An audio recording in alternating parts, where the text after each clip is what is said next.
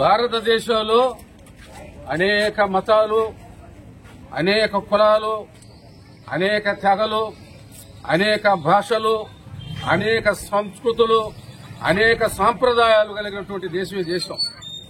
స్వామి వివేకానంద చెప్పినాడు అమెరికాలో, మా భారతీయులు అంటే భిన్నత్వంలో ఏకత్వం, అన్ని మతాలను అన్ని కులాలను మేము గౌరవిస్తాం, అందరూ సమానంగా కలిసి మెలిసి బతికేటువంటి లౌకిక దేశం నా భారతదేశం చెప్పి స్వామి వివేకానంద చెప్పింది. ఈ భారతదేశంలో 612లో మొట్టమొదట ముస్లిం కేరళలో కడంగలూరు అనే చోట మసీదు కట్టాడు. ఆ కేరళలో ఉండే మా పిల్లల మొత్తం కూడా ముస్లిం మతంలో చేరినారు. ఆ తర్వాత 800లో ముస్లిం మతం కూడా విస్తారంగా విస్తరలింది. ఎందుకు విస్తరలింది? ఖురాన్ చదవండి, తెలుగులో కూడా వచ్చినది ఈ మధ్య. ఈ ముస్లిం మతంలో ఉన్నటువంటి ప్రేమ, దయ, దాక్షిణ్యము, లౌకికత్వం బ్రహ్మాండంగా ఉంది కాబట్టి ఆ రోజు ప్రపంచం అంతా కూడా చేరింది. అంటే ఈ రోజు 1613 సంవత్సరాలకు ముందు ఈ దేశంలో ముస్లిం అనేటువంటి వ్యవస్థ ఏర్పడింది. ఇప్పుడు కొన్ని వందల తరాలు ఇక్కడే పుట్టి 1613 సంవత్సరాల తర్వాత ముస్లింలు అంటే ఏదో దేశద్రోహులని, ఈ ముస్లింలు అంటే వ్యవస్థ బాగుపడదని, ముస్లింలు పరాయి వాళ్ళని ఈ రోజు బీజేపీ ప్రభుత్వం చెప్తా ఉంది. బ్రిటిష్ వాళ్లకు ఎదురొడ్డి వీర త్యాగ పోరాటం చేసిన జాతి ముస్లిం జాతి. ఇది చరిత్ర నేను చెప్పేది కాదు.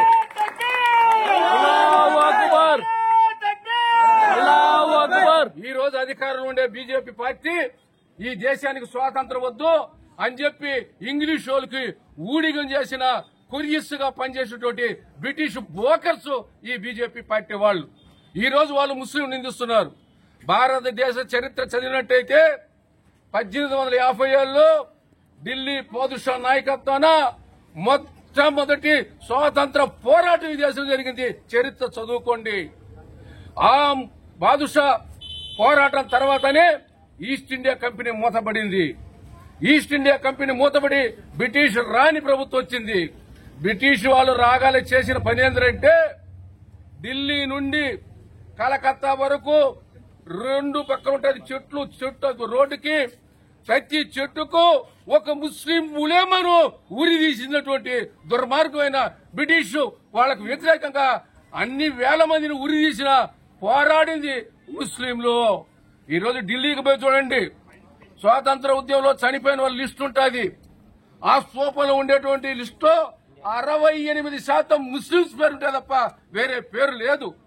దేశం కోసం తరతరాలు కూడా ఉరియేసిన, అనేక మంది చనిపోయినా, ఎన్ని ఇబ్బందులు పెట్టా స్వాతంత్రం మా జన్మ హక్కు అని చెప్పి బ్రిటిష్ వాళ్ళతో పోరాడిన చరిత్ర ముస్లింలకు ఉంది తప్ప బ్రిటిష్ వాళ్ళకు ఉడికి చేసిన ఈ బీజేపీ వాళ్ళకి లేదు. మనం అనుకుంటాడు జై హింద్, నేతాజీ సుభాష్ చంద్రబోస్కి ఇచ్చింది ఎవరు? ఒక ముస్లిం నాయకుడు బోలో జై హింద్ అని చెప్పి ఆ జై హిందే నేతాజీ అయింది. ఇంకిలాబ్ వచ్చింది పోతాము, మనం రాజ్యాంగాన్ని కాపాడుకోవాలని చెప్పి కూడా మీరందరూ కూడా మన చుట్టుపక్కల ఉన్న ఎడ్యుకేట్ చేసి ఈ పోరాటాన్ని వక్ఫ్ బోర్డు కూడా ఈరోజు సుప్రీంకోర్టు కూడా వాళ్ళకి అనుకూలంగా మాట్లాడడంలే. ఏందయ్యా ఉర్దూ ఎక్కడిది? ఈ దేశంలో పుట్టిన భాష.